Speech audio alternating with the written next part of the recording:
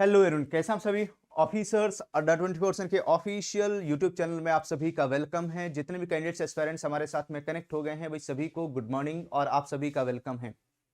एक बार जल्दी से कंफर्म कर दीजिए कि आप सभी को ऑडियो वीडियो ठीक है, ऑडिबल है, विजिबल है प्रॉपर्ली। आप सभी को एक बार जल्दी से कंफर्म कर दीजिए।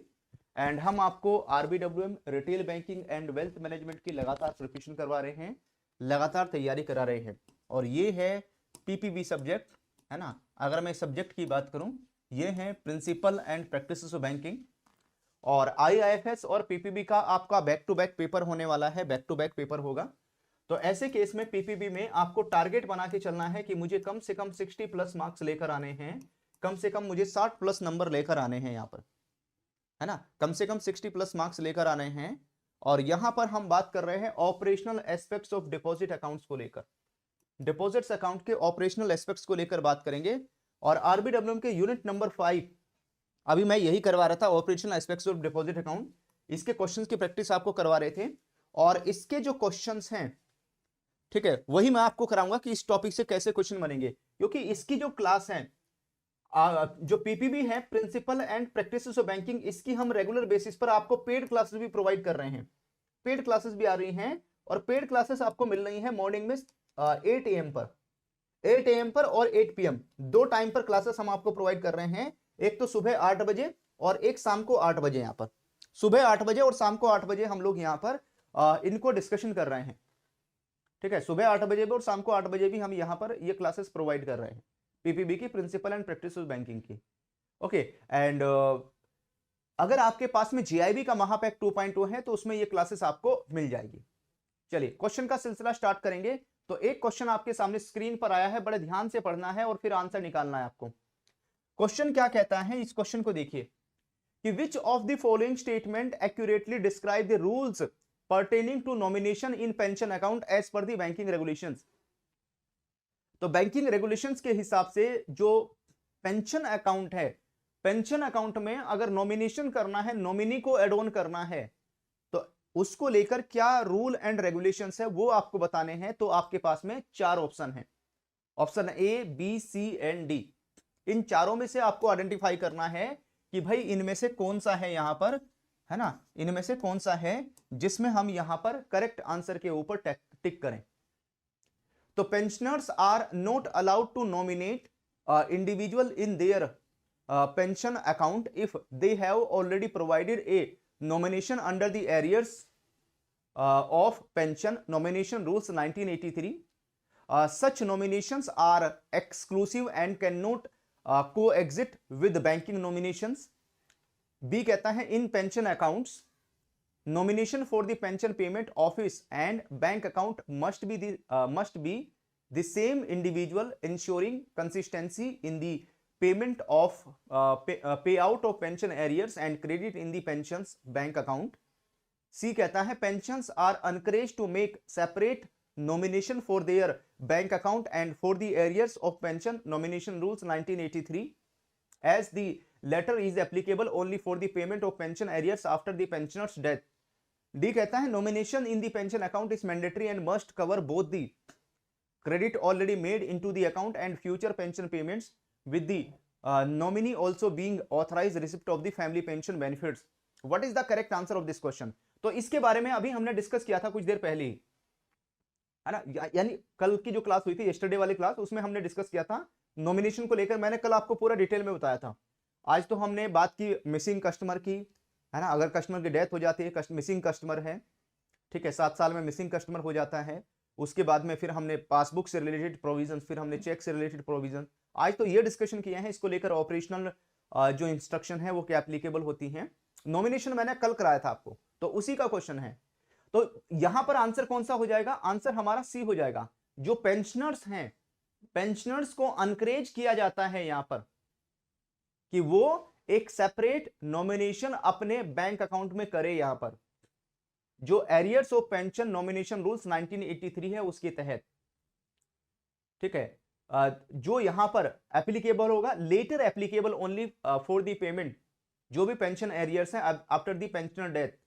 जब यहां पर पेंशनर पर्सन की डेथ हो जाती है तो उसके जो भी पेमेंट ऑफ पेंशन एरियर्स हैं उसके ऊपर एप्लीकेबल हो जाता है यानी वहां पर जो नॉमिनी है, नॉमिनी क्लेम कर सकता है। तो आंसर कौन सा होगा? आंसर हमारा यहां पर सी हो जाएगा। सी के ऊपर हम लोग टिक करेंगे। चलिए एक और क्वेश्चन आ रहा है आपके सामने स्क्रीन पर, और यह है क्वेश्चन नंबर 2। क्वेश्चन नंबर 2 क्या कहता है? Regarding the eligible to nominate and be nominated in the bank account which of the following statement is correct? इनमें से कौन सी जो स्टेटमेंट है वो यहां पर करेक्ट हो जाएगी? ऑप्शन नंबर ए कहता है, चलो 4 ऑप्शंस मैं आप ही को देता हूं पढ़ने के लिए, ठीक है? मैं फिर आंसर बताऊंगा आपको। चारों ऑप्शंस आप ध्यान से पढ़िए।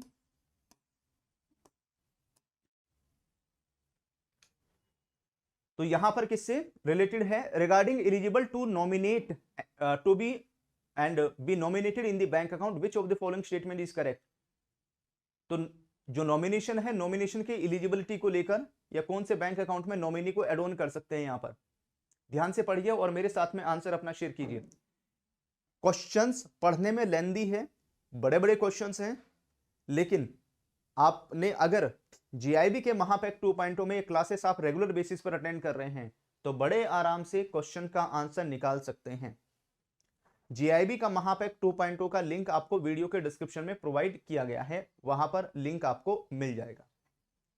यस, तो भाई यहां पर किसके ऊपर? जो नॉन रेसिडेंट इंडियन है, एनआरआई है या फॉरेन नेशनल है, ठीक है, वेदर इंडियन और इंडियन है ना, नॉन इंडियन ओरिजिन कोई सा भी है, चाहे वो इंडियन ओरिजिन से है या नहीं है, तो these people are eligible to be nominated in the bank account. तो बैंक अकाउंट में नॉमिनी को एड ऑन कर सकते हैं, नॉमिनेशन कर सकते हैं। बट अगर कंट्री से, इंडिया से फंड निकालकर फॉरेन कंट्री में लेकर जाएंगे, यानी रेमिटेंस ऑफ फंड्स, अगर ये इंडिया से फंड किसी फॉरेन कंट्री में ट्रांसफर करना चाहते हैं ये नॉमिनी, तो ऐसे केस में जो नॉमिनी है उसको फेमा रूल्स को फॉलो करना होगा, यानी फॉरेन एक्सचेंज मैनेजमेंट एक्ट से रिलेटेड जो रूल्स हैं वो यहां पर फॉलो करने होंगे। तो आंसर कौन सा होगा? इसमें हम सी के ऊपर टिक करेंगे, सी हमारा करेक्ट आंसर रहेगा। चलिए उसके बाद में एक और क्वेश्चन आता है और यह है क्वेश्चन नंबर 3।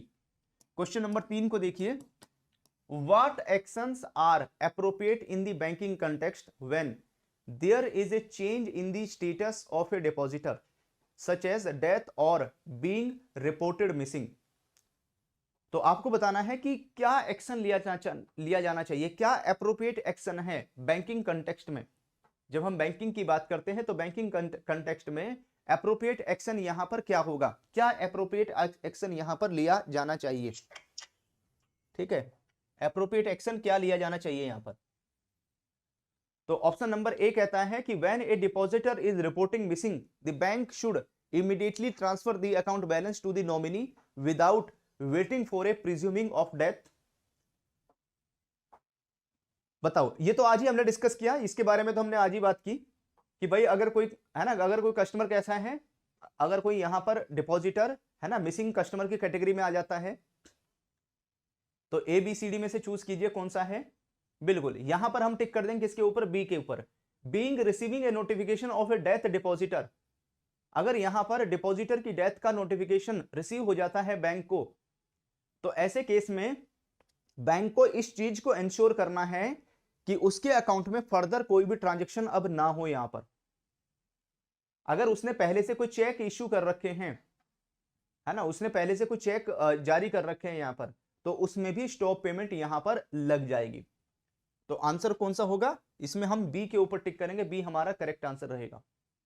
चलिए आ जाते हैं हम लोग क्वेश्चन नंबर 4 में। क्वेश्चन नंबर 4 को देखिए, which of the following statement accurately reflect the rules related to nomination in the bank account? जब बैंक अकाउंट में नॉमिनी को एड ऑन करेंगे, नॉमिनेशन करेंगे बैंक अकाउंट में, तो उससे रिलेटेड रूल्स क्या है यहां पर? तो इनमें से वो कौन सा ऑप्शन है जिसमें ये रूल्स रिफ्लेक्ट होंगे यहां पर? तो इसमें भी हमारे पास में 4 ऑप्शन हैं, है ना, A B C and D. इन चारों में से आइडेंटिफाई कीजिए, इन चारों में से बताइए कि कौन सा है जिसके ऊपर टिक करें हम लोग। जो नॉमिनेशन के जो रूल्स हैं उसको इंडिकेट करेगा, नॉमिनेशन के रूल्स बताएगा यहां पर। तो ये भी आज हमने क्लास में डिस्कस किया है ना, इसको लेकर भी हमने क्लास में बात की है। तो आप सभी को मैं ये जरूर बोलूंगा कि आप डेली बेसिस पर ना, जो क्लासेस हम मंडे टू सैटरडे आपको डेली बेसिस पर 8 AM पर प्रोवाइड कर रहे हैं, उनको रिवाइज जरूर करते रहें। रिवीजन बहुत जरूरी है। और अगर आपके पास में JIB का महापैक 2.0 नहीं है तो JIB के महापैक 2.0 में आज ही एनरोलमेंट कर लो, ठीक है, और वो क्लासेस देखना शुरू कर दीजिए, सारी बातें समझ में आना शुरू हो जाएंगी आपको, ठीक है। 81% का 80% का डिस्काउंट मिल जाएगा, डबल वैलिडिटी ऑफर मिल जाएगा आपको JIB के महापैक 2.0 में, जिसका लिंक वीडियो के डिस्क्रिप्शन में। ये कोड यूज करना पड़ेगा, सिर्फ आपको कोड है Y195, ये कोड इस्तेमाल करना पड़ेगा। इस कोड का यूज करोगे ना Y195 का, तो आपको 80% का डिस्काउंट और डबल वैलिडिटी ऑफर आपको मिल जाएगा। 81 तो नहीं है ना, बट यहां पर आपको 80% मिल जाएगा। चलिए, तो जब हम किसकी बात करते हैं तो आंसर होगा हमारा यहां पर ए, है ना, रोल ऑफ ए नॉमिनी, ठीक है। जो नॉमिनी का रोल होगा that is solely to receive the proceeds of the deposit on the death of depositor.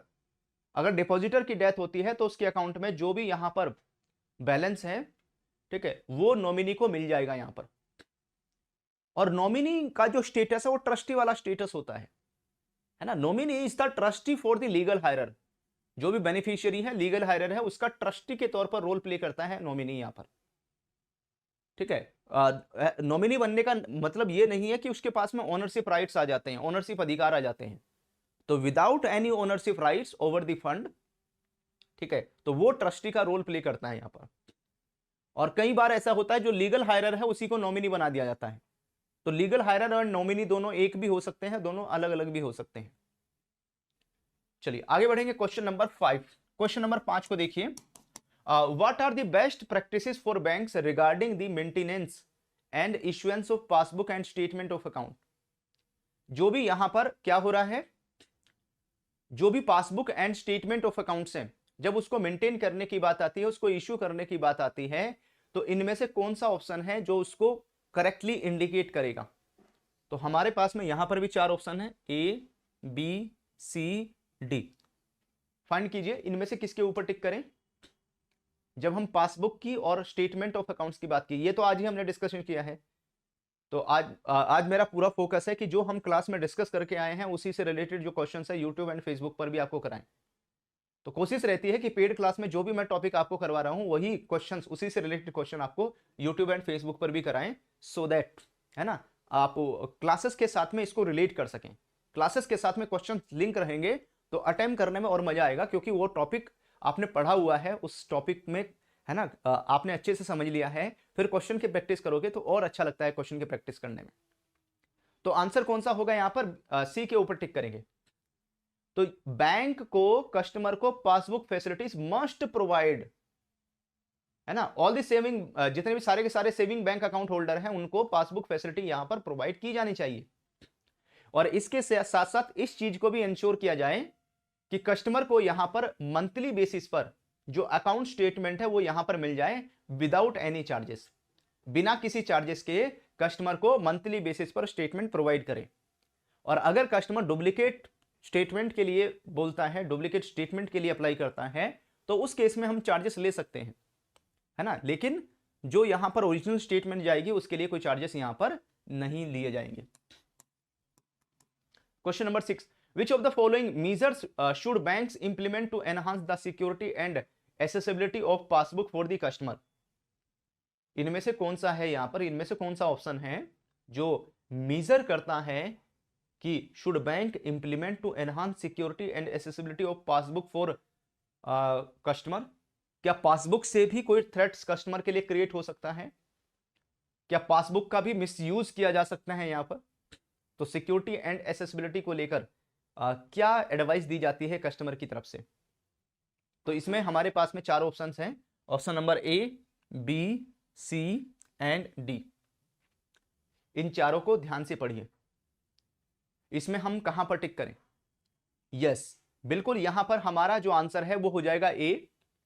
तो bank should hold passbook in the custody of A named responsible जो official है। तो जब यहां पर पासबुक, जब कस्टमर यहां पर पासबुक बैंक के पास में सबमिट करता है, तो जो पासबुक है वो बैंक के पास में जो भी रिस्पॉन्सिबल ऑफिशियल है उसकी कस्टडी में रहनी चाहिए यहां पर। एंड उसके साथ साथ कस्टमर को यहां पर यह भी फैसिलिटी प्रोवाइड की जाए कि जो पासबुक प्रिंटिंग कायोस्क है वहां से जाकर कस्टमर सेल्फ यहां पर अपनी पासबुक को प्रिंट कर सकता है। ठीक है। एंड जो पासबुक के बेसिस पर कस्टमर को यहां पर टोकन भी इशू किया जाता है, issue token for accepting and returning passbook यहां पर। तो ये जो सारे प्रोविजंस है वो यहां पर फॉलो होने चाहिए। तो इसमें हमारा जो आंसर है वो कौन सा होगा, ए के ऊपर टिक करेंगे। चलिए आ जाते हैं क्वेश्चन नंबर 7 में। क्वेश्चन नंबर 7 को देखिए क्या कहता है, what are the essential features that must be included in the passbook and statement of account issued by banks to their accounts. है ना, अगर मैं किसकी बात करूं, यहां पर एसेंशियल फीचर्स क्या है, what are the essential features जिनको यहां पर must be included in passbooks, उनको यहां पर पासबुक में इंक्लूड किया जाए। और जो भी स्टेटमेंट ऑफ अकाउंट है that should be issued by bank to their customer, जो स्टेटमेंट ऑफ अकाउंट है बैंक अपने कस्टमर को यहां पर इशू करें, स्टेटमेंट ऑफ अकाउंट बैंक अपने कस्टमर को जारी करें। यहां पर वीडियो को लाइक जरूर कर लेना सो दैट सारे क्वेश्चंस आपके अकाउंट में सेव हो जाएं। और जब भी आप इन क्वेश्चंस की प्रैक्टिस करना चाहें, ये सारे क्वेश्चंस प्रैक्टिस के लिए आपके पास अवेलेबल रहने चाहिए। तो जो भी यहां पर पासबुक है, स्टेटमेंट अकाउंट है, that should include the legend nomination registered. अगर अकाउंट में नॉमिनी को एड ऑन किया गया है, कस्टमर के अकाउंट में नॉमिनी अगर एडेड है, तो ऐसे केस में यहां पर मेंशन करना होगा कि पासबुक में जो कस्टमर का प्रोफाइल आता है उसमें लिखा हुआ आएगा जो नॉमिनेशन है, नॉमिनेशन रजिस्टर्ड अगर नॉमिनी को एड ऑन किया गया है। Full address and telephone number of the bank branch should be included in the passbook. उसके साथ साथ बैंक का MICR और IFSC जो कोड है वो भी यहां पर पासबुक में मेंशन रहना चाहिए। तो इसमें हमारा जो आंसर है वो कौन सा होगा, बी के ऊपर टिक करेंगे। बी हमारा करेक्ट आंसर रहेगा। चलो क्वेश्चन नंबर 8 दिखाता हूं मैं आपको। What is the correct for banks in handling the insurance and dispatch of chequebook to the account holder. जब यहां पर बैंक की तरफ से कस्टमर को चेकबुक डिस्पैच की जाती है, ठीक है, जब यहां पर कस्टमर को हम चेकबुक इशू करते हैं, अकाउंट होल्डर को चेकबुक इशू करते हैं, तो ऐसे केस में बैंक को कौन सी अप्रोच यूज करनी चाहिए। तो 4 ऑप्शन आपके पास हैं, इसमें से ही आइडेंटिफाई करना है कि कौन सा है जो यहां पर करेक्ट होगा, जो बिल्कुल सही है। तो इसमें हमारा ऑप्शन नंबर ए, बी, सी या डी, इन चारों में से कौन सा है जो यहां पर करेक्ट आंसर को इंडिकेट करेगा। तो जब भी हम अकाउंट होल्डर को, कस्टमर को चेकबुक इशू करते हैं, चेकबुक डिस्पैच करते हैं यहां पर, तो ऐसे केस में बैंक को इंश्योर करना चाहिए यहां पर कि जो चेकबुक की डिलीवरी है वो सिक्योर है या नहीं है। Bank should ensure secure delivery of the chequebook to the depositor, क्योंकि चेकबुक एक कह सकते हैं ऐसा डॉक्यूमेंट है यहां पर, है ना, जो जिसमें जिसको सिक्योर करना बहुत जरूरी है। जो चाहे मैं चेकबुक की बात करूं, डेबिट कार्ड हो, क्रेडिट कार्ड हो, जब ये कुरियर के थ्रू कस्टमर को डिलीवर किया जाता है, तो जब ये इश्यू होते हैं, जब डिलीवर होते हैं, वहां से लेकर वहां तक की पूरी ट्रैकिंग रहती है इसमें, है ना, पूरी की पूरी ट्रैकिंग रहती है। तो बैंक ये इंश्योर करता है कि कस्टमर को chequebook, debit card, credit card क्या डिलीवर हो चुका है या नहीं हो चुका है। लेकिन डिपॉजिटर से कोई अंडरटेकिंग लेने की जरूरत नहीं है, कोई प्रॉमिस, कोई, है ना, ऐसा नहीं कि किसी स्टैम्प पेपर के ऊपर लिखवा रहे हैं, उसकी जरूरत नहीं पड़ेगी यहां पर। ठीक है, delivery is eight there risk, जो डिलीवरी है उसके रिस्क पर ही यहां पर उसको डिलीवर होता है। लेकिन जब आज के समय में जैसे कुरियर के थ्रू कोई चेकबुक आती है, कोई डेबिट कार्ड, क्रेडिट कार्ड आते हैं, तो कस्टमर के अकाउंट पर एक OTP नंबर होता है, तो OTP नंबर प्रोवाइड किया जाता है ना, कस्टमर OTP नंबर बताएगा तब वो डिलीवरी सक्सेसफुल मानी जाएगी। और अगर उस पर्टिकुलर एड्रेस पर वो डिलीवर नहीं हुई, तो जहां से उसको इशू किया है तो वापस वहीं पर उसको भेजने के लिए भी मेंशन रहता है कि इसको वापस वहीं पर भेज दो। चलो आगे बढ़ते हैं, नेक्स्ट आता है क्वेश्चन नंबर 9। तो ये भी बात मैंने आज बताई आपको, क्वेश्चन नंबर 9 वाली, what are the guidelines for the banks regarding acceptance and payment of cheque that bear a date as per the national Shaka Samvat calendar. जो नेशनल शाका संवत कैलेंडर है, अगर उसके अकॉर्डिंग यहां पर कोई डेट जो है वो यहां पर चेक के ऊपर मेंशन की गई है, और वो चेक आपके पास में पेमेंट के लिए आया है, एक्सेप्टेंस के लिए आया है, तो ऐसे केस में आपको क्या करना चाहिए यहां पर। तो इसमें हमने बात की थी कि अगर यहां पर शाका संवत कैलेंडर के अकॉर्डिंग डेट मेंशन की गई है ना, जो ग्रेगोरियन जो कैलेंडर है उसके अकॉर्डिंग उस डेट को हमें यहां पर कन्वर्जन करना चाहिए, तो बैंक उसको उसके अकॉर्डिंग कन्वर्ट करेगा यहां पर और इंश्योर करेगा कि कहीं वो चेक स्टील चेक तो नहीं हो गया है।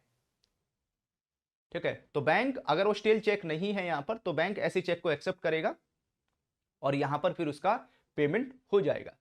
तो आंसर कौन सा होगा इसमें, ए के ऊपर टिक करेंगे। कैसे लग रहे हैं आपको सारे क्वेश्चंस, हैं टफ, है ना, थोड़े से कठिन क्वेश्चन है, टफ क्वेश्चन है, लेकिन अगर आप इनकी प्रैक्टिस करेंगे तो 100% आप इस तरह के जो क्वेश्चन हैं, ऐसे टाइप के जो क्वेश्चन है उनके आंसर निकाल पाएंगे। चलो आज का लास्ट क्वेश्चन दिखाता हूं मैं आपको, एंड यहां से आगे के जो क्वेश्चंस हैं और मिलने वाले हैं। ऑफिसर अड्डा 24/7 यूट्यूब चैनल पर अगर आप पहली बार विजिट कर रहे हैं तो चैनल को सब्सक्राइब करके जरूर रखें, सो दैट सारे क्वेश्चंस आपके अकाउंट में सेव हो जाए यहां पर, है ना। जब भी आप प्रैक्टिस करना चाहें, प्रैक्टिस के लिए सारे क्वेश्चंस आपके पास अवेलेबल रहने चाहिए। Which factor must banks verify before posting a cheque to the account of the customer. तो जब भी हम यहां पर कस्टमर के अकाउंट की बात करेंगे तो कौन सा जो फैक्टर है वो यहां पर मस्ट है। जब भी हम, है ना, यहां पर कस्टमर के अकाउंट में चेक की पोस्टिंग कर रहे हैं, जब भी कस्टमर के अकाउंट से चेक का पेमेंट कर रहे हैं, तो किन बातों का ध्यान रखना है यहां पर, तो ये भी अभी हमने डिस्कस किया। तो यहां पर हमारा आंसर हो जाएगा कि भाई चेक का वेरिफिकेशन हमें बहुत अच्छे से करना है यहां पर, है ना। ड्रोवर का जो current account, current cheque book है, उसी से वो चेक लीफ इश्यू होनी चाहिए। चेक के ऊपर डेट बिल्कुल सही होनी चाहिए, अमाउंट वर्ड एंड फिगर में मैच करनी चाहिए, कस्टमर के जो सिग्नेचर हैं उनको ऑथेंटिसिटी को चेक करना है। इसके साथ साथ कस्टमर के अकाउंट में सफिशिएंट बैलेंस है या नहीं है, इन सब चीजों को वेरीफाई करने के बाद ही यहां पर कस्टमर को पेमेंट किया जाए। तो सभी क्वेश्चंस को अटेम्प्ट करके कितना स्कोर किया है जल्दी से आप मेरे साथ में शेयर कर दीजिए। क्या आपका 10 में से 10 स्कोर आ रहा है, क्या 10 में से 10 स्कोर आया है आपका, है ना। एक बार बताओ, 10 में से 8 है, 9 है, 7 है, या 10 में से 10 स्कोर किया है, कितना स्कोर किया है आप सभी ने क्वेश्चंस को अटेम्प्ट करके। वीडियो को लाइक जरूर कर लेना, चैनल को सब्सक्राइब जरूर करके रखना, सो दैट सारे क्वेश्चंस आपके अकाउंट में सेव रहे हैं। जब भी आप इन क्वेश्चन को प्रैक्टिस करना चाहें एग्जाम से पहले, ये आपको आपके अकाउंट में अवेलेबल हो जाए, आपको आपके अकाउंट में मिल जाए। और hello everyone, good morning all of you. सभी को ऑडिबल है, एक बार जल्दी से कंफर्म कर दीजिए कि आप सभी को ऑडिबल है, आवाज आ रही है आप सभी को। Good morning all of you.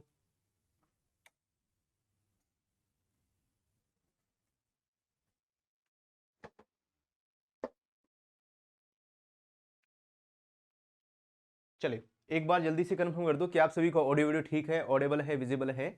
हम लगातार आपको पीपीबी के क्लासेस करवा रहे हैं। पीपीबी की जो क्लासेस हैं, principle and practice of banking की क्लासेस आपके लिए रेगुलर बेसिस पर आ रही हैं। और अगर हम PPB principle and practice of banking की बात करें, ठीक है, अगर इस सब्जेक्ट की बात करते हैं तो सिलेबस काफी लेंदी है, इसका काफी बड़ा है, लेकिन डेली बेसिस पर हम टॉपिक आपके लिए करवा रहे हैं, टॉपिक आपको कवर करवा रहे हैं। तो अभी मॉर्निंग में भी आपकी पीपीबी क्लासेस चल रही हैं।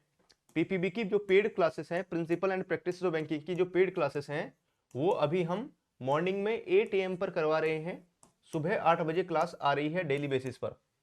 तो जो भी कोई ज्वाइन करना चाहता है इस क्लास को, तो जीआईबी के महापैक 2.0 में ये क्लास मिल जाएगी। जीआईबी के महापैक 2.0 में क्लास अवेलेबल है, जिसमें आज हमने स्टार्ट किया है यूनिट नंबर 6, और यूनिट नंबर 6 का पूरा नाम है operational aspects of handling clearing collection cash, है ना। तो आज हमने सीटीएस के बारे में काफी डिस्कशन किया है, काफी कुछ बातें सीटीएस को लेकर डिस्कस की हैं, तो उसी से रिलेटेड जो क्वेश्चंस हैं हम लोग डिस्कस करेंगे।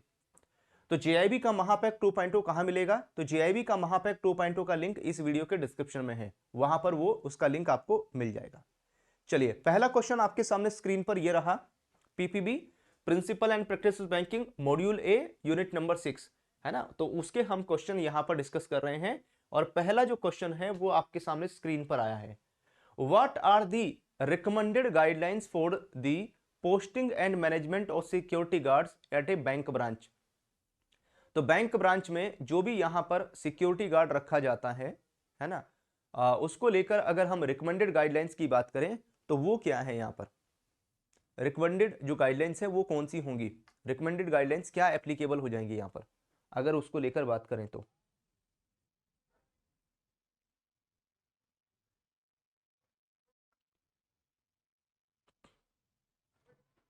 रिकमेंडेड गाइडलाइंस कौन सी होंगी, तो ऑप्शन नंबर ए कहता है कि posting the guard should be based on vulnerability of the branch with specific requirement for currency chest branches. Proper background check should be conducted before recruitment, है ना। ये जो है इसको फुलफिल करना है, इसको पूरा करना है यहाँ पर। उसके बाद में जो सिक्योरिटी गार्ड है दैट इज आर्म और otherwise are optional and only necessary for high risk branches. C कहता है all the bank branch should have a minimum 2 arm guards at all times regardless of their location of threat and यहाँ पर perceptions. उसके बाद में अगर मैं next बात करूं यहाँ पर डी है banks are advise to rely solely on the electronic security system and eliminate the use of security guards. इनमें से कौन सा है जिसके ऊपर टिक किया जाए?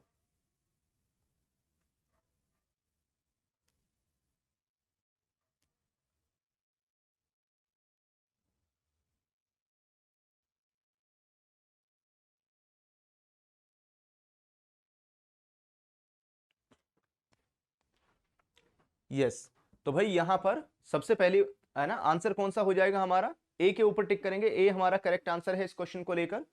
Posting of guard should be based on vulnerability of the branch, है ना। जो जो बैंक ब्रांच है, बैंक ब्रांच के ऊपर डिपेंड करेगा, है ना। जो बैंक ब्रांच है उसके ऊपर डिपेंड करेगा कि किस टाइप का सिक्योरिटी गार्ड वहां पर रिक्वायरमेंट है या कितने सिक्योरिटी गार्ड की रिक्वायरमेंट है। तो स्पेसिफिक रिक्वायरमेंट जैसे करेंसी चेस्ट ब्रांच है उसके लिए रिक्वायरमेंट अलग होगी यहाँ पर। एंड जिस भी सिक्योरिटी गार्ड को हायर किया जा रहा है उसका प्रॉपर बैकग्राउंड चेक किया जाए यहाँ पर, है ना। उसको रिक्रूट करने से पहले उसका प्रॉपर बैकग्राउंड चेक कर ले, उसके बाद भी उसका रिक्रूटमेंट यहाँ पर किया जाए। तो इसमें हम किसके ऊपर? ए के ऊपर टिक करेंगे। चलिए क्वेश्चन नंबर 2 को देखिए। क्वेश्चन नंबर 2 क्या कहता है यहाँ पर? What is the Reserve bank of India RBI stands on banks introducing product their restrict customers from depositing cash over the counter allowing only ATM deposits। तो अगर हम किसकी? आरबीआई की बात करते हैं, जो रिजर्व बैंक ऑफ इंडिया है। रिजर्व बैंक ऑफ इंडिया का स्टैंस क्या है यहाँ पर, है ना। What is the RBI stance on bank introducing product? Bank यहां पर कुछ ऐसे प्रोडक्ट इंट्रोड्यूस कर रहे हैं that restrict customer from depositing cash over the counter, है ना। कस्टमर यहां पर काउंटर पर आकर जो कैश है वो डिपॉजिट ना करें, है ना। उनको यहां पर सिर्फ जो एटीएम डिपॉजिट है वो अलाउ कर रहे हैं। तो ऑप्शन नंबर ए कहता है यहां पर, भाई आंसर करते रहो ईच एंड एवरी क्वेश्चन का, है ना। क्वेश्चन इतने भी मुश्किल नहीं है कि आप आंसर ना कर पाए, तो ईच एंड एवरी क्वेश्चन का आंसर आप बड़े आराम से कर सकते हैं। ऑप्शन नंबर ए कहता है कि RBI encourage such practices as they promote the use of digital transaction and reduce the workload on bank staff. B कहता है कि जो आरबीआई है has advise against such practices as they are seen as curtailing a basic function of the banks accepting deposit and may be viewed as unfair. The RBI is neutral on this matter, leaving it to individual bank to decide based on their operational convenience and customer preference यहाँ पर। And अगर हम option number D की बात करें, the RBI mandates all banks to implement such product to streamline operations and enhance security यहाँ पर। तो अगर हम आरबीआई की बात करते हैं तो RBI has advise, reserve bank of India की तरफ से एडवाइस किया गया है ऐसी प्रैक्टिसेस के लिए, ठीक है। तो यहां पर क्योंकि जो बैंक का बेसिक फंक्शन है ना, वो बैंक के बेसिक फंक्शन को डिफीट कर रहा है यहाँ पर। बैंक के बेसिक फंक्शन का उल्लंघन है, क्योंकि बैंक का बेसिक फंक्शन ही क्या है? पब्लिक से डिपॉजिट एक्सेप्ट करना, है ना। और ये यहाँ पर कस्टमर के साथ में अनफेयर होगा यहाँ पर। तो बैंक को अपने बेसिक फंक्शन के ऊपर तो ध्यान रखना ही होगा। तो बैंक को ऐसा नहीं करना है कि ऐसे प्रोडक्ट लेकर आए, डिपॉजिट के ऐसे प्रोडक्ट लेकर आए कि कस्टमर यहां पर काउंटर पर आकर कैश डिपॉजिट ना करें, एटीएम के थ्रू या कैश डिपॉजिट मशीन के थ्रू ही यहां पर डिपॉजिट करें, है ना। ऐसा नहीं होना चाहिए। चलिए क्वेश्चन नंबर 3 को देखिए। क्वेश्चन नंबर 3 आपके सामने स्क्रीन पर आ रहा है और इस क्वेश्चन को ध्यान से पढ़िए। सारे क्वेश्चंस बहुत अच्छे हैं और सारे क्वेश्चंस आपको एग्जाम लेवल के मिल जाएंगे। सारे के सारे जो क्वेश्चंस हैं वो एग्जाम लेवल के हैं and each and every question में यहां पर हमारी पूरा का पूरा फोकस रहता है कि हम आपको ऐसे क्वेश्चंस अवेलेबल कराएं जो आपको एग्जाम में बेनिफिट दें और आपका पीपीबी का एग्जाम, जीआईबी का exam first attempt single attempt में क्लियर हो जाए। तो पूरा फोकस रहता है इस चीज के ऊपर।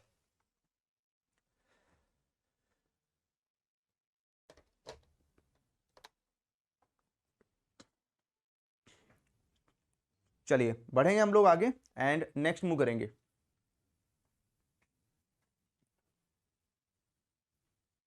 ध्यान से पढ़िए और इस क्वेश्चन को। तो ये क्वेश्चन क्या कहता है, which of the following statement is true regarding the handling of paper cheques after truncation in the cheque truncation system. चलिए ये तो हमने आज ही बात की, यहाँ पर इसको लेकर तो हमारा डिस्कशन आज ही हुआ है। यहाँ पर भाई किसकी बात कर रहे हैं, इनमें से कौन सी ऐसी स्टेटमेंट है ना, इनमें से कौन सी ऐसी स्टेटमेंट है जो ट्रू होगी जब यहां पर पेपर चेक को हैंडल करने की बात आती है after truncation in the CTS system. तो ऑप्शन नंबर ए कहता है paper cheque is immediately destroyed after the truncation to prevent duplications and fraud. B कहता है paper cheque once truncated is return to the drawer of the cheque for record keeping. C कहता है after truncation the paper cheque is kept in the custody of the bank और clearing house that truncated the check. And D कहता है कि जो paper cheque है is send to a central depository manage by the Reserve bank of India for archival purpose. यहाँ पर इनमें से कौन किसके ऊपर टिक करें, तो बिल्कुल यहाँ पर जो भी ट्रंकेटेड चेक है तो उसकी जो पेपर चेक है यानी जो फिजिकल कॉपी है वो किसके पास में, जो प्रेजेंटिंग बैंक है या जो जिसको बोलते हैं कलेक्टिंग बैंक, प्रेजेंटिंग बैंक या कलेक्टिंग बैंक के पास में रखी रहनी चाहिए। तो आफ्टर द ट्रंकेशन जो पेपर चेक है यहाँ पर that is kept with the custody of bank और क्लियरिंग हाउस, तो बैंक या क्लियरिंग हाउस के पास में उनकी कस्टडी में वो रहे यहाँ पर, क्योंकि चेक ट्रंकेशन में क्या होगा, जो चेक पेपर फॉर्म में है उसको इलेक्ट्रॉनिक फॉर्म में कन्वर्जन कर लिया जाएगा। तो जो भी प्रेजेंटिंग बैंक है या क्लियरिंग हाउस है उसके पास में उसकी कस्टडी में वो पेपर चेक यहाँ पर रखा रहेगा। तो आंसर कौन सा होगा इसमें, हम सी के ऊपर टिक करेंगे। चलिए एक और आता है क्वेश्चन नंबर 4, इसको देखिए। How have advancement in technology like CBS impacted the collection of outstation cheque in the banks. तो बैंक में जो यहां पर आउटस्टेशन चेक्स कलेक्शन का काम होता है सीबीएस के आने से, है ना, जो एडवांसमेंट टेक्नोलॉजी है उसके आने से किस तरीके से जो इनके ऊपर इंपैक्ट है वो देखने को मिला है, क्या इंपैक्ट आया है। तो ऑप्शन नंबर ए कहता है कि जो टेक्नोलॉजी एडवांसमेंट है have led to complete elimination of physical cheque in favour of digital transaction only. तो यहां पर जो सीबीएस को इंट्रोड्यूस किया गया है ना, आंसर कौन सा होगा, चारों ऑप्शन को ध्यान से पढ़ना है और आंसर निकालना है। चारों ऑप्शंस ध्यान से पढ़ने के बाद में आपको आंसर निकालना है। तो आंसर कौन सा होगा यहां पर, तो सीबीएस के आने से तो need for physical movement of outstation cheque has been reduced. CBS के आने से जो फिजिकल मूवमेंट होता था आउटस्टेशन चेक का वो खत्म हो गया अब, है ना। जो एफिशिएंसी है वो एनहांस हुई है, चेक के कलेक्शन में जो एफिशिएंसी है वो इंप्रूव हुई है, एफिशिएंसी एनहांस हुई है यहाँ पर। तो आंसर कौन सा होगा इसमें हम डी के ऊपर टिक करेंगे। चलो आ जाते हैं क्वेश्चन नंबर 5 में। क्वेश्चन नंबर 5 क्या कहता है यहाँ पर, इसको देखिए। What is the key characteristics of the cheque truncation system CTS introduce by RBI. Reserve bank of India की तरफ से जो सीटीएस को इंट्रोड्यूस किया गया उसका की कैरेक्टर्स क्या है, उसकी खासियत क्या है यहाँ पर। तो इसमें भी चारों ऑप्शंस पढ़ दिए, है ना। Option number A, B, C and D, इन चार ऑप्शंस को ध्यान से पढ़ने के बाद आंसर निकालिए, किसके ऊपर टिक करें हम लोग। अभी हमने मॉर्निंग में ही आज क्लास में डिस्कस किया। तो अगर आपके पास में जेआईबी का महापैक 2.0 नहीं है तो जेआईबी महापैक 2.0 का लिंक आपको मिल जाएगा वीडियो के डिस्क्रिप्शन में। वहां पर हम मॉर्निंग में 8 AM पर, सुबह है ना, सुबह 8 बजे हम क्या कर रहे हैं, पीपीबी की जो क्लासेस हैं वो आपको प्रोवाइड कर रहे हैं। लाइव क्लास आ रही है मॉर्निंग में 8 AM पर, और लाइव क्लास खत्म होने के बाद में उसका रिकॉर्डेड वीडियो भी रहता है, you can watch any time anywhere. तो क्लासेस बहुत इंपॉर्टेंट हैं। अगर आप इस टाइप के क्वेश्चंस के आंसर निकालना चाहते हैं, इस टाइप के क्वेश्चंस को अटेम्प्ट करना चाहते हैं, तो उन क्लासेस को रेगुलर बेसिस पर जरूर अटेंड कीजिए। एग्जाम में उसका अल्टीमेट बेनिफिट आपको मिलने वाला है। तो यहां पर हम किसके ऊपर टिक करेंगे, तो सीटीएस की खासियत क्या हो जाएगी, तो यहां पर जो भी चेक है, चेक की इलेक्ट्रॉनिक इमेज है ना in the CTS that is substitute of physical cheque. Physical cheque का सब्स्टिट्यूट है यहां पर इलेक्ट्रॉनिक इमेज, है ना, किसके, from the point and time of the truncations. तो इससे जो फिजिकल मूवमेंट होता था चेक का, फिजिकल मूवमेंट यहां पर चेक का एलिमिनेट हो गया है, रुक गया है। चेक का अब फिजिकल मूवमेंट नहीं होता, अब जो चेक है वो किसमें, इलेक्ट्रॉनिक फॉर्म में ट्रांसमिट होता है, इलेक्ट्रॉनिक फॉर्म में उस चेक को भेजा जाता है। तो यहां पर हमारा जो आंसर है वो कौन सा होगा, इसमें हम सी के ऊपर टिक करेंगे। चलिए आ जाते हैं हम लोग क्वेश्चन नंबर 6 में। क्वेश्चन नंबर 6 को देखिए, what are the primary benefits of the cheque truncation system for the banks. Bank को क्या फायदा है चेक सीटीएस करने से, यहाँ पर सीटीएस को लेकर आने से बैंक को क्या बेनिफिट है, बैंक को क्या फायदा है। तो CTS allow bank to continue using MICR machines and traditional clearing methods, maintaining the status quo. B कहता है it leads to significant cost saving by consolidating clearing locations, reducing need for inward check processing infrastructure and eliminating MICR amount, uncoding and reconciliation differences. C कहता है कि जो CTS है increase the need for physical security due to the higher risk of check loss or tampering during transit. D कहता है कि system primarily benefit customer with the minimal impact of the operational and financial aspects of the bank. तो question number 6 में हमारा answer कौन सा हो जाएगा, जो प्राइमरी बेनिफिट है सीटीएस का बैंक के लिए क्या है यहाँ पर। तो बैंक की जो खर्चा है वो कम हुआ है यहाँ पर, तो सिग्निफिकेंट कॉस्ट सेविंग हुई है बैंक की यहाँ पर। जो क्लियरिंग लोकेशन है उनका कंसोलिडेशन हुआ है, क्लियरिंग लोकेशन कम हुई है, पहले क्लियरिंग लोकेशंस बहुत ज्यादा थी, अब वो काफी कम हो गई यहाँ पर। तो एंड उसके साथ साथ जो यहाँ पर इनवर्ड चेक के लिए प्रोसेसिंग इंफ्रास्ट्रक्चर बैंक को सेटअप करके रखना था वो रिड्यूस हो गया है यहाँ पर। इसके साथ साथ जो MICR eliminating MICR amounting encoding and reconciliation करने की रिक्वायरमेंट होती थी, है ना, वो यहाँ पर एलिमिनेट हो गई, वो खत्म हो गई यहाँ पर। ठीक है, तो MICR की जो रिक्वायरमेंट होती थी, है ना, वो धीरे धीरे क्या होगी, खत्म होती चली गई यहाँ पर। तो आंसर क्या होगा इसमें हम बी के ऊपर टिक करेंगे। चलिए आ जाते हैं हम लोग क्वेश्चन नंबर 7 में। क्वेश्चन नंबर 7 को देखिए, how is cheque truncation system structure in the term of operational grid and participation. तो अगर मैं ऑपरेशनल ग्रिड और पार्टिसिपेशन की बात करूं यहाँ पर, तो ऑपरेशनल ग्रिड के लिए यहाँ पर क्या है ना, वैसे तो अब वन ग्रिड वन सिस्टम बन गया है यहाँ पर, है ना, तो अब तो एक ही ग्रिड है यहाँ पर, but as per the syllabus के अकॉर्डिंग आंसर करना है, जो हमने क्लास में डिस्कस किया, जिसके बारे में हमने क्लास में बात की कि ये जो CTS स्ट्रक्चर है यहाँ पर, CTS का जो सिस्टम है ना, वो किसके, ऑपरेशनल ग्रिड और जो पार्टिसिपेंट्स हैं यहाँ पर, उनके ऊपर डिपेंड करता है। तो जो CTS है उसको 3 ग्रिड में डिवाइड किया गया है।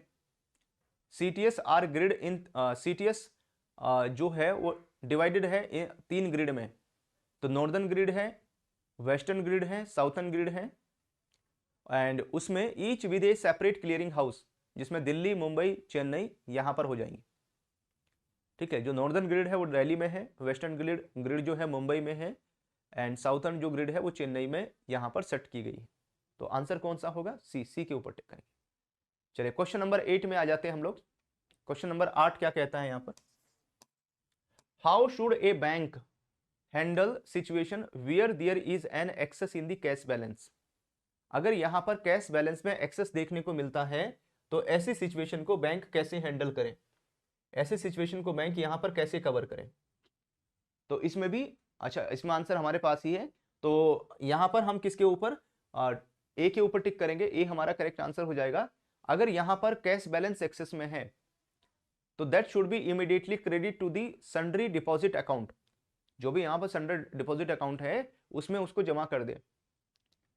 अगर कोई कस्टमर कंप्लेन करता है अबाउट शॉर्ट और excess cash that is verified as a genuine, तो इस अकाउंट से उस अमाउंट को एडजस्ट यहां पर कर लिया जाएगा, है ना, इस अकाउंट से वो अमाउंट यहां पर एडजस्ट हो जाएगी। तो इसमें हम ए के ऊपर टिक करेंगे। चलो आ जाते हैं हम लोग क्वेश्चन नंबर 9 में, और जो क्वेश्चन नंबर 9 है वो क्या कहता है यहाँ पर, what is the role of presenting bank in cheque truncation system CTS process. अगर मैं CTS प्रोसेस की बात करूं तो वहां पर प्रेजेंटिंग बैंक क्या रोल प्ले करता है, प्रेजेंटिंग बैंक की तरफ से क्या रोल प्ले किया जाएगा। तो यहां पर भी हमारे पास में 4 ऑप्शन है, A, B, C, D। चारों को ध्यान से पढ़िए, चारों को ध्यान से पढ़िए, बताइए इसमें से हमें कहां पर टिक करना होगा। तो जो भी प्रेजेंटिंग बैंक है, प्रेजेंटिंग बैंक है जो चेक कलेक्शन का काम कर रहा है, तो प्रेजेंटिंग बैंक क्या करेगा, यहां पर जो भी फिजिकल चेक आया है ना, जो फिजिकल कॉपी पेपर चेक है उसको स्कैन करेगा, है ना, उसको इमेज फॉर्म में लेकर आएगा यहाँ पर, है ना, उसको क्या करेगा, इमेज फॉर्म में लेकर आएगा। तो it capture the data and image of each cheque at the branch level और सर्विस ब्रांच, और उस डेटा का कंसोलिडेशन करेगा एंड उस डेटा को सेंड करेगा यहां पर क्लियरिंग हाउस इंटरफेस पर, जो CCI है वहां पर सेंड करेगा इसको, ठीक है। जो क्लियरिंग हाउस है फिर वहां से वो जो ड्रॉई बैंक है या पेइंग बैंक है उसके पास वो डेटा पहुंच जाएगा। चलिए आज का last question, question number 10, question number 10 आज का लास्ट क्वेश्चन रहेगा, how are cheques process under cheque truncation system for paying bank. Paying bank के लिए, पेइंग बैंक के पॉइंट ऑफ व्यू से बताइए कि जो चेक प्रोसेस हुए हैं चेक ट्रंकेशन सिस्टम में, जो CTS में चेक प्रोसेस हुए हैं वो क्या है यहाँ पर पेइंग बैंक के लिए। तो इसमें भी चारों ऑप्शंस को ध्यान से पढ़ने के बाद में आंसर आपको निकालना है, ABCD, इन चारों में से हम किसके ऊपर टिक करें। तो भाई अगर मैं CTS की बात करूं, चेक ट्रंकेशन सिस्टम की बात करते हैं, तो it receive image and data from the clearing house. तो जो पेइंग बैंक है, पेइंग बैंक के पास डेटा कहां से आता है, तो clearing house image and data paying bank के पास में सेंड करता है यहां पर, ठीक है। और जो क्लियरिंग हाउस है process the payment on the same day पर प्रोसेसिंग करता है, और यहां पर एक जो रिटर्न फाइल है उसको जनरेट करता है अगर अनपेड इंस्ट्रूमेंट है अगर कोई यहां पर। तो ये काम जो है वो पेइंग बैंक का रहता है, ये आज हमने क्लास में भी डिस्कस किया था। तो these are some very important questions, ये 10 वेरी इंपॉर्टेंट क्वेश्चंस हैं, इनको अटेम्प्ट करके आपने कितना स्कोर किया है जल्दी से आप मेरे साथ में शेयर कर दीजिए। एग्जाम को क्लियर करने के लिए कॉन्सेप्ट क्लियरिटी बहुत जरूरी है, कॉन्सेप्ट इज पावर, ठीक है। कॉन्सेप्ट क्लियरिटी बहुत जरूरी है एग्जाम को पास करने के लिए, उसके ऊपर जरूर ध्यान दे। और कॉन्सेप्ट की जो क्लासेस हैं वो हम मॉर्निंग में 8 AM पर प्रोवाइड कर रहे हैं, सुबह 8 बजे क्लास आ रही है, और इवनिंग में 8 PM पर भी क्लासेस अवेलेबल हैं। तो सुबह 8 बजे और शाम को 8 बजे आप PPB की जो पेड क्लासेस है उनको ज्वाइन कर सकते हैं, वो मिलेंगे आपको JIB के महापैक 2.0 में। तो अगर आपके पास में JIB का महापैक 2.0 नहीं है, सिंगल बैच भी है, सिंगल बैच को महापैक में अपग्रेड करवा सकते हैं। और जिनके पास में यहाँ पर महापैक है वो मॉर्निंग में इवनिंग में क्लासेस देख सकते हैं, जिनके पास में महापैक नहीं है तो उसका लिंक वीडियो के डिस्क्रिप्शन में है, वहां से आप उसको ज्वाइन कर सकते हैं। PPB में टारगेट बना के चलो कि कम से कम मुझे 60+ मार्क्स लेकर आने हैं, कम से कम मुझे 60+ नंबर लेकर आने हैं यहाँ पर, ये अपना टारगेट बना के चलिए। हेलो एवरीवन, कैसे आप सभी। ऑफिसर्स अडर के ऑफिशियल यूट्यूब चैनल में आप सभी का वेलकम है। जितने भी कैंडिडेट्स एस्पिरेंट्स हमारे साथ में कनेक्ट हो गए हैं वे सभी को गुड मॉर्निंग और आप सभी का वेलकम है। जीत बैच में 2024 में आपको लगातार हम प्रिपरेशन करवा रहे हैं, लगातार तैयारी करवा रहे हैं। PPB principle and practices of banking और IIFS दोनों पेपर बैक टू बैक है। JIB की रजिस्ट्रेशन डेट आ गई है एंड JIB का रजिस्ट्रेशन आपका 5 मार्च से होने वाला है, और 25 और 26 को IIFS और PPB का पेपर है, यानी 26 मई को आपका प्रिंसिपल एंड प्रैक्टिसेस जो PPB है उसका एग्जाम होने वाला है, PPB का पेपर होगा। तो उसी को ध्यान में रखते हुए Macmillan based most important questions हम आपके साथ में डिस्कस कर रहे हैं। एंड इस सब्जेक्ट में आप सभी को टारगेट बना के चलना है कि मुझे कम से कम 60+ स्कोर करना है, कम से कम मुझे 60+ नंबर लेकर आने हैं। और ये तभी हो पाएगा जब आप फोकस करेंगे किस चीज के ऊपर, कॉन्सेप्ट इज पावर है। जब आप किसके ऊपर, कॉन्सेप्ट क्लियरिटी के ऊपर ध्यान देंगे, कॉन्सेप्ट इज पावर, जब आप कॉन्सेप्ट क्लियरिटी के ऊपर फोकस करेंगे तभी आप 60+ मार्क्स 60+ नंबर लेकर आएंगे। और ये किससे हो सकता है, ये पॉसिबल है, ये आप कर सकते हैं with the help of JIB का महापैक 2.0, है ना। अगर आज आप JIB की महापैक 2.0 में एनरोलमेंट कर लेते हैं तो उससे आज से ही जो क्लासेस हैं वो आपको मिलनी शुरू हो जाएंगी, है ना। JIB की जो क्लासेस हैं आज से ही मिलनी शुरू हो जाएंगी, आज से ही प्रिपरेशन आपकी स्टार्ट हो जाएगी। और जो टारगेट है यहाँ पर 60+ मार्क्स का 60+ नंबर लेकर आने का जो टारगेट है वो आप बड़े आराम से अचीव कर पाएंगे। चलिए क्वेश्चन का सिलसिला स्टार्ट करते हैं। एंड एक जो क्वेश्चन है वो आपके सामने स्क्रीन पर आ रहा है, इस क्वेश्चन को देखिए, है ना। ये क्वेश्चन क्या कहता है यहाँ पर, क्वेश्चन नंबर 1। तो भाई according to the payment vision 2025, है ना, जो यहाँ पर पेमेंट विजन 2025 है, document published by the Reserve bank of India, what are the targeted outcomes for the payment system by 2025। तो यहाँ पर जो पेमेंट सिस्टम 2025 है उसमें यहाँ पर आउटकम के ऊपर क्या फोकस किया गया है। तो आपके पास में 4 ऑप्शन है। ऑप्शन नंबर ए कहता है doubling the volume of cheque based payment and a 50% increase in the NEFT transaction. B कहता है दी 3-fold a threefold increase in the number of digital transaction and check based payment to be less than 0.25 of total retail payments. C कहता है a 25% increase in the turnover of payment transaction relative to GDP and maintaining the current rate of IMPS transactions. D कहता है expansion of cash based transaction to reduce the reliance on digital payments. तो भाई अगर मैं इस payment vision 2025 की बात करें, पेमेंट विजन 2025 की बात करें, आरबीआई की तरफ से ये डॉक्यूमेंट रिलीज किया गया है, इसमें जो आउटकम है जिसके ऊपर फोकस किया गया है वो किस चीज के ऊपर फोकस किया गया है, यहां पर 3-fold इंक्रीज यानी 3 गुना जो डिजिटल ट्रांजैक्शन है उनको यहां पर 3 गुना बढ़ाने के ऊपर फोकस किया गया है कि हम डिजिटल ट्रांजैक्शन को 3 गुना बढ़ाएंगे यहां पर। और जो यहां पर है ना, जो चेक बेस्ड पेमेंट्स हैं उसको यहां पर कम करेंगे, उसको जो टोटल रिटेल पेमेंट है उसके 0.25% पर हम इसको लेकर आएंगे, है ना, सो दैट यहां पर जो टारगेट है वो अचीव किया जा सके, उस टारगेट को अचीव कर सके। ठीक है, तो इस चीज के ऊपर यहां पर फोकस किया गया है, इस चीज के ऊपर बड़ा ध्यान दिया गया है यहां पर। चलो बढ़ेंगे हम लोग आगे, क्वेश्चन नंबर 2 में आते हैं एंड क्वेश्चन नंबर 2 को देखेंगे। यहाँ पर क्वेश्चन नंबर 2 क्या कहता है, और ये जो क्वेश्चन है वो एक केस बेस्ड क्वेश्चन है। अगर आप इस क्वेश्चन को देखेंगे, केस स्टडी बेस्ड क्वेश्चन है ये, यूपीआई से रिलेट करेगा ये क्वेश्चन, और मुझे लगता है इस क्वेश्चन का आप सभी बड़े आराम से आंसर कर पाएंगे यहाँ पर। तो UPI is a system that powers multiple bank account into a single mobile applications of any particular bank, merging several banking features, seamless fund routing and merchant payments into one hood. It also caters to the peer-to-peer collect request which can be scheduled and paid as per the requirement and convenience. With the above context in mind, NPCI National Payment Corporation of India, है ना, जो National Payment Corporation of India है, conducted in a pilot launch with 21 member banks. Banks have started to upload their UPI enabled apps on Google Play Store. Here question number 1 क्या कहता है, UPI stands for, जो UPI है वो क्या है, यहाँ पर ये UPI का पूरा नाम बताइए। तो यूनियन पब्लिक इंटरफेस होगा, यूनिफाइड पेमेंट इंडिया है, यूनिफाइड पेमेंट इंटरफेस है, या यूनाइटेड पेमेंट इंडिया है यहाँ पर। तो भाई यूपीआई का पूरा नाम क्या है, इसका पूरा नाम है यूनिफाइड पेमेंट इंटरफेस के नाम से इसको जाना जाता है।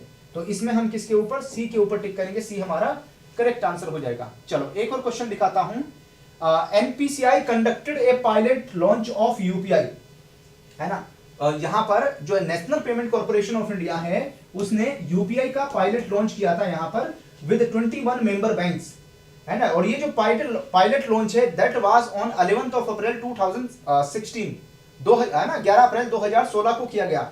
तो इसको यहाँ पर किसने लॉन्च कराया था, doctor Urjit R Patel governor of RBI थे उस टाइम पर, Shri Shaktikanta Das governor of RBI, doctor D Subbarao governor of RBI, या doctor Raghuram Govind Rajan governor of RBI, है ना। कौन इसको किसने इसको लॉन्च कराया था, तो यहाँ पर जो एनपीसीआई है National Payment Corporation of India का जो पायलट लॉन्च है ये किसने लॉन्च कराया था, डॉक्टर है ना रघुराम गोविंद राजन जो गवर्नर रहे हैं, फॉर्मर गवर्नर हैं आरबीआई के, ये इसको लॉन्च कराए गए थे। तो अपनी पोस्ट छोड़ने से पहले इसको इंडिया में इंप्लीमेंट है ना करा के इन्होंने यहाँ पर तब जाकर अपनी जो पोस्ट है उससे रिजाइन दिया था। तो इसमें हम डी के ऊपर टिक करेंगे। चलो एक और क्वेश्चन देखिए, and bank have started to upload their UPI enable apps on Google Play Store. तो उसके बाद से जब यहाँ पर पायलट लॉन्च हो गया, उसके बाद में फुल फ्लैज लॉन्च हुआ, तो बैंक्स ने जो यूपीआई अनेबल्ड अपने जो एप्स हैं उनको गूगल प्ले स्टोर पर अपलोड करना शुरू कर दिया। तो कब से ये गूगल प्ले स्टोर पर अपलोड होना शुरू हो गए थे, तो 25 अगस्त 2014, 25 अगस्त 2015 से, 25 अगस्त 2016 से, 25 अगस्त 2017 से। तो यहाँ पर जिस साल में पायलट लॉन्च हुआ था, अप्रैल 2016 में पायलट लॉन्च हुआ था, उसके बाद में यहाँ पर अगर आप देखोगे जो अगस्त 2016 से, है ना, 25 अगस्त 2016 से जो बैंक्स हैं उन्होंने फुल फ्लैज बेसिस पर इसको जो एप्लीकेशन है यूपीआई बेस्ड एप्लीकेशन है उनको गूगल प्ले स्टोर पर अपलोड करना स्टार्ट कर दिया था यहाँ पर, सो दैट जो यहाँ पर कॉमन मैन है, जो बैंक के कस्टमर हैं, उनको सर्विस मिलना शुरू हो जाए, उनको सर्विस मिलना स्टार्ट हो जाए यहाँ पर। चलिए बढ़ेंगे हम लोग आगे नेक्स्ट अगले क्वेश्चन की तरफ। क्वेश्चन नंबर 4 है, ये केस स्टडी टाइप क्वेश्चन है, which of the following statement is are correct related to UPI. अगर हम यूपीआई की बात करेंगे तो यूपीआई से रिलेटेड इनमें से कौन सी स्टेटमेंट करेक्ट है, तो यहाँ पर 3 स्टेटमेंट है हमारे पास में, और 3 स्टेटमेंट के बेसिस पर 4 ऑप्शंस आपको प्रोवाइड किए जा रहे हैं। तो पहली स्टेटमेंट कहती है immediate money transfer through mobile device round the clock 24/7 and 365 days, ये यूपीआई में हो जाएगा। तो बिल्कुल सही है, दिस इज यूपीआई में बिल्कुल अवेलेबल है ये option. Single mobile application for assessing different bank account, यहाँ पर सिंगल मोबाइल एप्लीकेशन में क्या डिफरेंट बैंक अकाउंट्स को एड ऑन कर सकते हैं, बिल्कुल कर सकते हैं, ये भी इसमें अलाउ है यहाँ पर। उसके बाद में थर्ड है जो सिंगल क्लिक 2 फैक्टर ऑथेंटिकेशन है, that is align with the regulatory guidelines. तो यहाँ पर जो यूपीआई एप्लीकेशन है उसमें 2 फैक्टर ऑथेंटिकेशन है, यानी जब आप एप्लीकेशन में लॉगिन करेंगे उस टाइम पर आपको एक पिन कोड डालना पड़ेगा, जब आप जो ट्रांजेक्शन है उसका पूरा करेंगे, ट्रांजेक्शन को कंप्लीट करेंगे, उस टाइम पर एक पिन डालना पड़ेगा। तो ये तीनों ही स्टेटमेंट करेक्ट है, यहाँ पर तीनों ही बिल्कुल सही है। तो आंसर कौन सा हो जाएगा, इसमें हम यहाँ पर डी के ऊपर टिक करेंगे, डी हमारा करेक्ट आंसर रहेगा। तो फर्स्ट सेकंड थर्ड तीनों करेक्ट हैं, all first second and third हो जाएंगे। चलिए एक और क्वेश्चन देखिए, एनपीसीआई जो National Payment Corporation of India है उसने यूपीआई 2.0 को लॉन्च किया। National Payment Corporation of India की तरफ से जो यूपीआई का अपग्रेडेड वर्जन है ना 2.0 लॉन्च किया, तो इसमें किस चीज की फंक्शनलिटी को यहाँ पर तो फंक्शनलिटी ऑफ यूपीआई ऑटो पे ऐड किया गया यहाँ पर। ये किससे रिलेट करता है यहाँ पर, तो जो यूपीआई ऑटो पे है वो चेक पेमेंट में हेल्प करेगा, रिकरिंग पेमेंट में हेल्प करेगा, एनएफटी पेमेंट में हेल्प करेगा, या जो आरटीजीएस पेमेंट है उसमें हेल्प करेगा यहाँ पर। तो यूपीआई जो ऑटो पे है उसका इस्तेमाल, उसका यूज कहां पर होगा, तो यहां पर जो यूपीआई ऑटो पे है, ठीक है, उसका जो यूज है वो कहां पर होगा, जो रिकरिंग पेमेंट्स है वहां पर इसका इस्तेमाल किया जाएगा, वहां पर इसका यूज होगा रिकरिंग पेमेंट्स में।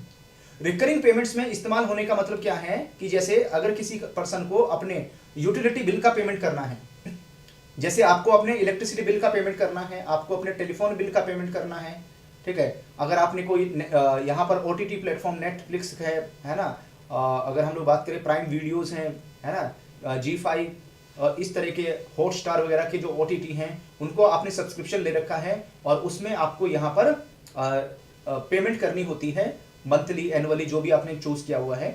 या अगर कोई और तरह का आपको अपने एलपीजी का बिल पे करना है, ठीक है, गैस का बिल पे करना है, डीटीएच का बिल पे करना है, तो वो आप इसमें यूपीआई ऑटो पे में एड ऑन कर सकते हैं। तो अपने आप ऑटोमेटिक जब भी इंटीमेशन आएगा, जब भी डेट होगी, अपने आप उसका पेमेंट हो जाएगा। चलिए आगे बढ़ेंगे। एक और क्वेश्चन है, यूपीआई यूजेस है UPI personal identification number. UPI में एक यहां पर यूपीआई पिन का इस्तेमाल होता है ना, इसे क्या बोलते हैं, यूपीआई पिन। यूपीआई पिन कहते हैं इसको, यहां पर यूपीआई पिन बोलते हैं। पिन है personal identification number. It is a 4 digit passcode होता है, 6 डिजिट पासकोड है, या 4 to 6 डिजिट पासकोड है यहाँ पर, या नन ऑफ द अबव। इनमें से कहां पर टिक करें, इनमें से कौन सा है जो हमारे आंसर को इंडिकेट करेगा। तो भाई ध्यान रखना, यूपीआई में जो यूपीआई एप्लीकेशन है वहां पर कहीं पर कहीं पर 4 कुछ बैंक एंड फाइनेंशियल इंस्टीट्यूशन में 4 डिजिट का पिन कोड इस्तेमाल होता है, और कहीं पर यहाँ पर 6 का इस्तेमाल होता है, 6 का यूज होता है ना। जैसे अगर आप देखोगे यहाँ पर जैसे बैंक ऑफ बड़ौदा है, पेटीएम है ना, वहां पर जो यूपीआई पिन है वो 4 डिजिट का है। वहीं पर अगर आप देखोगे state bank of India, ICICI bank है, ठीक है, यहाँ पर जो यूपीआई पिन है वो 6 डिजिट का है। तो 4 का भी हो सकता है, 6 का भी हो सकता है, ठीक है। तो इसलिए इसमें मोस्ट अप्रोप्रिएट आंसर की बात करेंगे तो मोस्ट अप्रोप्रिएट आंसर कौन सा होगा, सी के ऊपर टिक करेंगे। ये एक 4 to 6 डिजिट का पासकोड रहता है, 4 से 6 डिजिट का यहाँ पर पासकोड रहता है। चलिए आगे बढ़ेंगे। एक और क्वेश्चन है, एट प्रेजेंट मैक्सिमम लिमिट पर यूपीआई 2.0 ट्रांजेक्शन इज। अगर अभी आप देखोगे यूपीआई 2.0 के थ्रू आप मैक्सिमम कितना फंड ट्रांसफर कर सकते हैं, क्या लिमिट इसकी एप्लीकेबल होगी, तो 10,000 रुपए की है, 50,000 रुपए की लिमिट है, 1 लाख रुपए की लिमिट है, या 2 लाख रुपए की लिमिट है ना, कितनी लिमिट है इसकी, 10,000, 50,000, 1 लाख या 2 लाख। तो यहां पर इसकी जो लिमिट है दैट इज ₹2 लाख, 2 लाख रुपए की। तो मैक्सिमम लिमिट पर UPI that is right now ₹2 lakh, 2 lakh रुपए की यहां पर लिमिट एप्लीकेबल हो जाती है, 2 लाख रुपए की लिमिट है इसकी। इसमें हम डी के ऊपर टिक करेंगे, डी हमारा करेक्ट आंसर रहेगा। अगला क्वेश्चन है, which of the following type of card store data in integrated circuit, है ना, जो यहां पर इंटीग्रेटेड सर्किट होता है, अगर आप देखोगे इस तरह का कार्ड होता है ना, और यहां पर एक इंटीग्रेटेड सर्किट रहता है, और इस कार्ड को क्या करते हैं, इंसर्ट करते हैं जो पीओएस है, एटीएम है उसमें, और ट्रांजैक्शन होती है। तो जो इंटीग्रेटेड सर्किट वाले कार्ड होते हैं, जो चिप वाले कार्ड होते हैं, वो किस तरह के कार्ड हैं यहाँ पर? स्मार्ट कार्ड है, मैक्सट्रिप कार्ड है, राशन कार्ड है, ट्रैवल कार्ड है, या बोथ ए एंड बी? तो ऐसे जो कार्ड हैं वो स्मार्ट कार्ड की कैटेगरी में आते हैं, है ना, दीज आर स्मार्ट कार्ड। ये स्मार्ट कार्ड की कैटेगरी में आएगा, तो इसमें हम ए के ऊपर टिक करेंगे, ए हमारा करेक्ट आंसर रहेगा। चलो एक और क्वेश्चन है, और ये भी बहुत अच्छा क्वेश्चन है कि which of the following statement is not correct. और ये जो क्वेश्चन है वो एनपीसीआई से रिलेटेड है, तो आपको बताना है जो यहां पर national Payment Corporation of India, national Payment Corporation of India की जब हम लोग बात करते हैं, इनमें से कौन सी जो स्टेटमेंट है जो इससे रिलेट नहीं करेगी, जो इससे इसको लेकर सही नहीं है अबाउट एनपीसीआई? तो ऑप्शन नंबर ए कहता है एनपीसीआई यानी National Payment Corporation of India, it is an umbrella organisation for operating retail payments and settlement system in India. B कहता है NPCI is an initiative of Reserve bank of India and Indian Bank Association IBA under the provision of Payment and Settlement System Act 2007। C कहता है NPCI National Payment Corporation of India has been incorporated as a not for profit, है ना, ये क्या है, not for profit company under the provision of section 25 of Companies Act 1956, और जो अभी नाउ सेक्शन 8 है ना, जो सेक्शन 8 है कंपनीज एक्ट 2013 में कवर होता है। वहीं पर डी कहता है RBI is the major stake holder in NPCI, जो आरबीआई है वो एक मेजर स्टेक होल्डर रहेगा इसमें National Payment Corporation of India में। तो कौन सी स्टेटमेंट गलत है? तो यहां पर Reserve bank of India major stake holder नहीं है एनपीसीआई में। तो यहां पर इंडिया के अंदर जो बैंक्स हैं, है ना, जो पब्लिक सेक्टर बैंक है, फॉरेन बैंक है, प्राइवेट बैंक है, these are the major stake holder in NPCI, है ना, इनका ही स्टेक सबसे ज्यादा है National Payment Corporation of India में। तो जो 10 कोर प्रमोटर बैंक है इसमें, है ना, जो 10 बड़े प्रमोटर बैंक हैं एनपीसीआई में, तो उसमें state bank of India, Punjab national bank, Canara bank, bank of Baroda, union bank of India, bank of India, ICICI bank, HDFC bank, city bank, HSBC, है ना, ये मेजर स्टेक होल्डर है, इनका मेजर स्टेक है एनपीसीआई। चलिए एक और क्वेश्चन दिखाता हूं आपको, which is are the drawback of mobile banking through SMS channel. अगर एसएमएस चैनल का इस्तेमाल करके, ठीक है, एसएमएस चैनल का यूज किया जाता है, तो ऐसे केस में मोबाइल बैंकिंग के ड्रॉबैक क्या है? ड्रॉबैक का मतलब है एक तरीके से कमियां, एक तरीके से डिसएडवांटेज क्या है, यहां पर क्या देखने को मिलेंगे आपको, है ना। तो ऑप्शन नंबर ए कहता है customer needs to know exact syntax of the transaction. B कहता है SMS channel is not end to end encrypted without having an application on the handset. C कहता है SMS remain in SMS format in the sent items of the phone causing security threat. D कहता है all the above are drawbacks. तो भाई यहां पर सारे के सारे ड्रॉबैक हैं। तो कस्टमर को जो मोबाइल बैंकिंग है उसमें एग्जैक्ट सिंटैक्स डालना पड़ता है, उसको एग्जैक्ट सिंटैक्स पता होना चाहिए ट्रांजैक्शन करने के लिए। दूसरा, एसएमएस चैनल में एंड टू एंड इंक्रिप्शन नहीं होता यहां पर, तो हैक होने के चांसेस रहते हैं। उसके बाद में जो एसएमएस है वो एसएमएस फॉर्मेट में ही रहता है, जिससे यहां पर सिक्योरिटी थ्रेट अराइज हो सकते हैं। उस एसएमएस को कोई भी रीड कर सकता है और यहां पर उसका गलत तरीके से इस्तेमाल कर सकता है। तो तीनों ही जो ऑप्शंस है वो यहां पर करेक्ट हैं इस क्वेश्चन को लेकर, ठीक है। And Aadhaar enable payment system के बारे में मैं आपको अगली क्लास में बताऊंगा, है ना। ये केस स्टडी टाइप है, ये केस स्टडी टाइप क्वेश्चन है यहाँ पर, आधार अनेबल्ड पेमेंट सिस्टम, तो हम नेक्स्ट क्लास में डिस्कस करेंगे। और ये जो सारे टॉपिक है ना, ये सारे कॉन्सेप्ट हम आपके साथ में डिस्कस कर रहे हैं। अगर आपके पास में JAIIB का महापैक है, अगर आपके पास में JIIB का महापैक है, तो JIIB का महापैक 2.0, तो उसमें ये क्लासेस आपको मिलने शुरू हो जाएंगी। वहां पर ये क्लासेस आपके लिए अवेलेबल है AEPS, आधार अनेबल्ड पेमेंट सिस्टम में। ओके, कैसे एनरोलमेंट करना है? तो JIIB महापैक 2.0 का जो लिंक है वीडियो के डिस्क्रिप्शन में है ना। इस वीडियो का डिस्क्रिप्शन चेक करोगे, उसमें JIIB के महापैक 2.0 का लिंक है। अगर उसमें क्लिक करके एनरोलमेंट कर लोगे तो आज से ही आपको, है ना, सुबह 8 AM पर क्लास मिल जाएगी, मॉर्निंग में अभी 8 AM पर क्लास मिल जाएगी, और इवनिंग में 8 PM पर भी क्लास आपको मिल जाएंगी। तो PPP की क्लासेस आपकी 2 टाइम पर चल रही है, ठीक है। एक तो मिल जाएगी आपको 8 AM पर, 8 AM पर हम डिस्कस कर रहे हैं मॉड्यूल ए, तो मॉड्यूल ए की क्लासेस अटेंड कर सकते हैं सुबह, और इवनिंग में हम डिस्कस कर रहे हैं 8 PM पर मॉड्यूल सी, तो मॉड्यूल सी की क्लासेस आप अटेंड कर सकते हैं। कहां पर अवेलेबल है? JIIB के महापैक 2.0 में, ये इसी में आपको मिलेगा। कैसे एनरोलमेंट करना है? तो एनरोलमेंट करने का तरीका मैं आपके साथ में शेयर कर देता हूं।